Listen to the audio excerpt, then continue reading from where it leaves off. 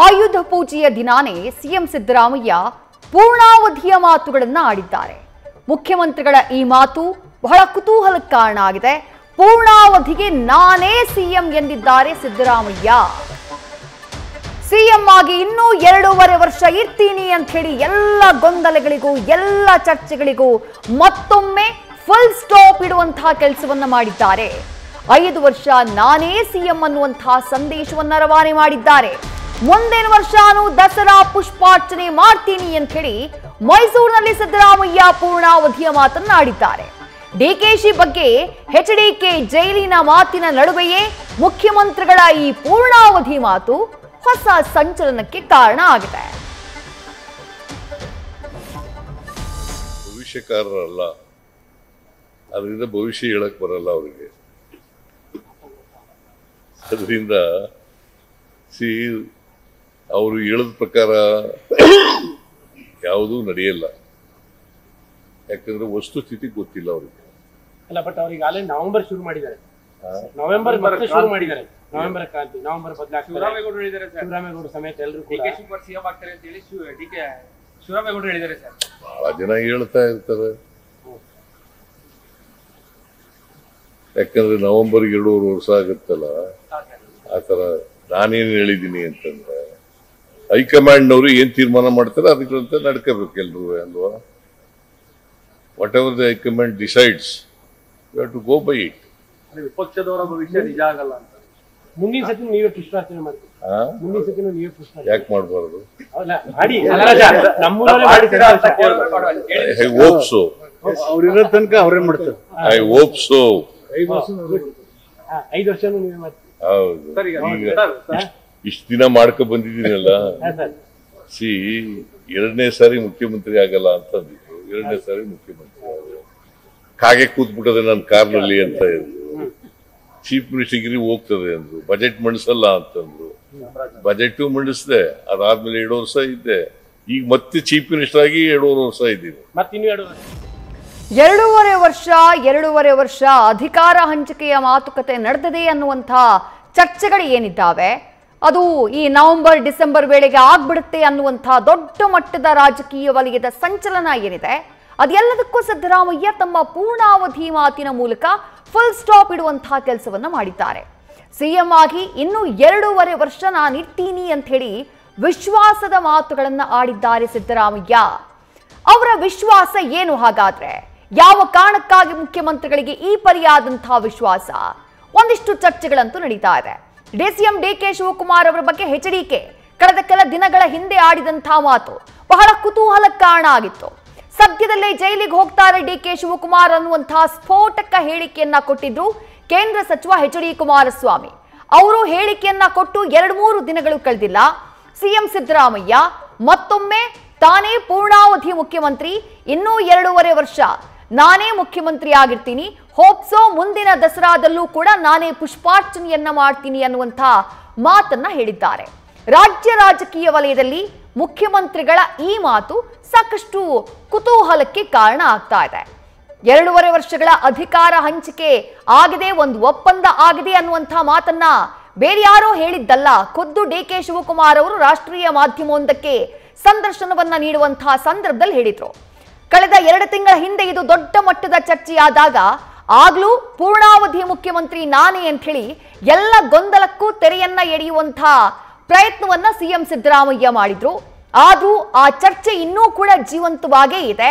ಆದ್ರೆ ಡಿಕೆ ಶಿವಕುಮಾರ್ ಅವರು ಜೈಲಿಗೆ ಹೋಗ್ತಾರೆ ಅಂತ ಹೇಳಿ ಎಚ್.ಡಿ. ಕುಮಾರಸ್ವಾಮಿ ಸ್ಟೇಟ್ಮೆಂಟ್ ಅನ್ನ ಕೊಟ್ಟ ಬೆನ್ನಲ್ಲೇ 3-4 ದಿನಗಳ ಅಂತರದಲ್ಲೇ ಸಿದ್ದರಾಮಯ್ಯ ನಾನೇ ಮುಂದಿನ 2.5 ವರ್ಷ ಸಿಎಂ ಆಗಿರ್ತೀನಿ ಅಂತ ಹೇಳಿ ಮತ್ತೊಮ್ಮೆ ವಿಶ್ವಾಸವನ್ನ ವ್ಯಕ್ತಪಡಿಸಿರೋದು ಕುತೂಹಲಕ್ಕೆ ಕಾರಣ ಆಗ್ತಾ ಇದೆ. ಅಂದ್ರೆ ಡಾಟ್ಗಳನ್ನ ಕನೆಕ್ಟ್ ಮಾಡ್ತಾ ಹೋದ್ರೆ ಜಾತಿ ಗಣತಿಯ ವಿರುದ್ಧ ಒಂದಿಷ್ಟು ಅಭಿಪ್ರಾಯಗಳಿತ್ತು. ಆದ್ರೆ ಎಲ್ಲ ಅಡೆತಡೆಗಳನ್ನ ಮೀರಿ ಸಾಮಾಜಿಕ, ಶೈಕ್ಷಣಿಕ, ಆರ್ಥಿಕ ಸಮೀಕ್ಷೆಯ ಹೆಸರಿನಲ್ಲಿ ಸಮೀಕ್ಷೆಯನ್ನ ಮಾಡಿಸ್ತಿದ್ದಾರೆ ಸಿದ್ದರಾಮಯ್ಯ. ಆ ದಾಳವನ್ನ ಉರುಳಿಸ್ತಿದ್ದಾರೆ.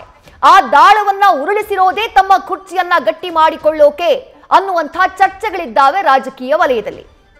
ಅದರ ಬೆನ್ನಲ್ಲೇ ಎಚ್.ಡಿ. ಕುಮಾರಸ್ವಾಮಿ ಅವರ ಹೇಳಿಕೆ, ಅದು ಡಿಕೆ ಶಿವಕುಮಾರ್ ಅವರ ಬಗ್ಗೆ.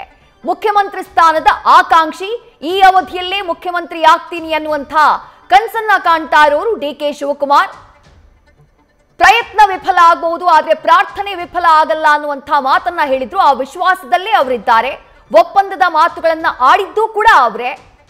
ಇದೆಲ್ಲದರ ಮಧ್ಯೆ ಈಗ ಸಿಎಂ ಸಿದ್ದರಾಮಯ್ಯ ಅವರು ಹೀಗೆ ಹೇಳ್ತಾ ಇರೋದು, ಎಲ್ಲ ಒಂದ್ ಕಡೆ ಡಾಟ್ಗಳನ್ನ ಕನೆಕ್ಟ್ ಮಾಡ್ತಾ ಹೋದ್ರೆ ಒಂದಕ್ಕೊಂದು ಕನೆಕ್ಷನ್ ಇದೆಯಾ? ಹಾಗಾದ್ರೆ ಒಂದರ ಬೆಳವಣಿಗೆಗೆ ಪೂರಕವಾಗಿ ಇನ್ನೊಂದು ನಡೀತಾ ಇದೆಯಾ? ಇಂಥದ್ದೊಂದು ಪ್ರಶ್ನೆಯನ್ನ ಮೂಡಿಸ್ತಾ ಇದೆ. ಮೈಸೂರಿನಲ್ಲಿ ಮಾತನಾಡಿರುವುದು ಸಿದ್ದರಾಮಯ್ಯ ಅವರು. ಮುಂದಿನ ವರ್ಷನೂ ನೀವೇ ಪುಷ್ಪಾರ್ಚನೆ ಮಾಡ್ತೀರಾ ಅಂತ ಕೇಳಿದಾಗ ಹೋಪ್ ಸೋ ಅನ್ನುವಂಥ ಮಾತನ್ನು ಹೇಳಿದ್ದಾರೆ. 2.5 ವರ್ಷ ನೀವೇ ಮುಂದಿನ ಮುಖ್ಯಮಂತ್ರಿ ಆಗಿರ್ತೀರಾ ಅಂತ ಕೇಳಿದಾಗ ಹೌದು ಅನ್ನುವಂಥ ಉತ್ತರವನ್ನ ಕೊಟ್ಟಿದ್ದಾರೆ. ಮತ್ತಷ್ಟು ಡೀಟೇಲ್ಸ್ ನಮ್ಮ ಪ್ರತಿನಿಧಿ ಚನ್ನಮೋಹನ್ ನೀಡ್ತಾ ಹೋಗ್ತಾರೆ. ಚನ್ನಮೋಹನ್, 2 ತಿಂಗಳ ಹಿಂದೆನೂ, ಹೆಚ್ಚು ಕಮ್ಮಿ 2 ತಿಂಗಳ ಹಿಂದೆ ಆಗ್ಲೂ ಕೂಡ ಇದೇ ರೀತಿಯಾದಂಥ ಚರ್ಚೆ ಬಂದಂಥ ಟೈಮ್ನಲ್ಲಿ ಖುದ್ದು ಸಿದ್ದರಾಮಯ್ಯ ಅವರು ದೆಹಲಿನಲ್ಲಿ ಕೂತ್ಕೊಂಡು ಇಲ್ಲ ನಾನೇ 5 ವರ್ಷ ಮುಖ್ಯಮಂತ್ರಿ ಅಂತ ಹೇಳಿ ಬಹಳ ಸ್ಪಷ್ಟವಾದಂತಹ ಪದಗಳಿಂದ ಹೇಳಿದ್ರು. ಆದ್ರೂ ಈ ಅಧಿಕಾರ ಹಂಚಿಕೆಯ ಚರ್ಚೆ ಏನು ಕಡಿಮೆ ಆಗಲಿಲ್ಲ. ಆದ್ರೆ ಈಗ ಎಚ್.ಡಿ. ಕುಮಾರಸ್ವಾಮಿಯವರ ಸ್ಟೇಟ್ಮೆಂಟ್ ಬೆನ್ನಲ್ಲೇ ಸಿಎಂ ಸಿದ್ದರಾಮಯ್ಯ ಮತ್ತೊಮ್ಮೆ ವಿಶ್ವಾಸವನ್ನ ವ್ಯಕ್ತಪಡಿಸಿರೋದು, ಪೂರ್ಣಾವಧಿ ಸಿಎಂ ನಾನು ಅಂತ ಹೇಳಿರೋದು ಎಲ್ಲ ಒಂದ್ ಕಡೆ ಕುತೂಹಲಕ್ಕೆ ಕಾರಣ ಆಗ್ತಾ ಇದೆ. ಚನ್ನಮೋಹನ್. ಹೌದು ವಿದ್ಯಾಶ್ರೀ, ಮುಖ್ಯವಾಗಿ ಈಗ ರಾಜ್ಯದಲ್ಲಿ ಸಿದ್ದರಾಮಯ್ಯನವರು 2ನೇ ಬಾರಿಗೆ ಸಿಎಂ ಆಗಿದ್ದಾರೆ. ಆದರೆ ಸಿಎಂ ಆಗಿ ಅವರು ಪೂರ್ತಿ 5 ವರ್ಷಗಳ ಅವಧಿಯನ್ನು ಪೂರ್ಣಗೊಳಿಸ್ತಾರಾ ಅಥವಾ 2.5 ವರ್ಷ ಆದ ಬಳಿಕ ಸಿಎಂ ಹುದ್ದೆಯನ್ನು ಬೇರೊಬ್ಬ ನಾಯಕನಿಗೆ ಬಿಟ್ಟು ಕೊಡ್ತಾರಾ ಇಲ್ವಾ ಅನ್ನೋ ಒಂದು ಕುತೂಹಲ ಇದೆ. ಯಾಕೆಂತಂದ್ರೆ ಈ ಹಿಂದೆ ಬಿಜೆಪಿ ಸರ್ಕಾರದ ಅವಧಿನಲ್ಲೂ ಕೂಡ ಯಡಿಯೂರಪ್ಪನವರು ಅವಧಿಯನ್ನು ಪೂರ್ಣಗೊಳಿಸ್ತೇನೆ ಸ್ವಲ್ಪ ಅವಧಿನಲ್ಲಿ ಬಸವರಾಜ ಬೊಮ್ಮಾಯಿ ಅವರಿಗೆ ಸಿಎಂ ಹುದ್ದೆಯನ್ನು ಬಿಟ್ಟುಕೊಟ್ರು. ಮತ್ತೆ ಅದರ ಹಿಂದೆ ಬಿಜೆಪಿನಲ್ಲೂ ಕೂಡ 5 ವರ್ಷದ ಅವಧಿಯಲ್ಲಿ 3 ಮಂದಿ ಸಿಎಂ ಆಗಿ ಆಳ್ವಿಕೆ ನಡೆಸಿದ್ರು. ಆದ್ರೆ ಈಗ ನಮ್ಮ ರಾಜ್ಯದಲ್ಲಿ ಸುದೀರ್ಘಾವಧಿಗೆ ಸಿಎಂ ಆಗಿ ಆಳ್ವಿಕೆ ನಡೆಸ್ತಾರೋ ಅಂದ್ರೆ ದೇವರಾಜ್ ಅರಸು ಅವರು ಕೂಡ 7.5-8 ವರ್ಷಗಳವರೆಗೂ ಕೂಡ ಸಿಎಂ ಆಗಿದ್ರು. ಈಗ ಸಿಎಂ ಸಿದ್ದರಾಮಯ್ಯನವರು ಆ ಒಂದು ದಾಖಲೆಯನ್ನ ಮುರಿತಾರೆ ಅನ್ನೋ ಒಂದು ನಂಬಿಕೆ ಸಿದ್ದರಾಮಯ್ಯನವರ ಬೆಂಬಲಿಗರಲ್ಲಿದೆ.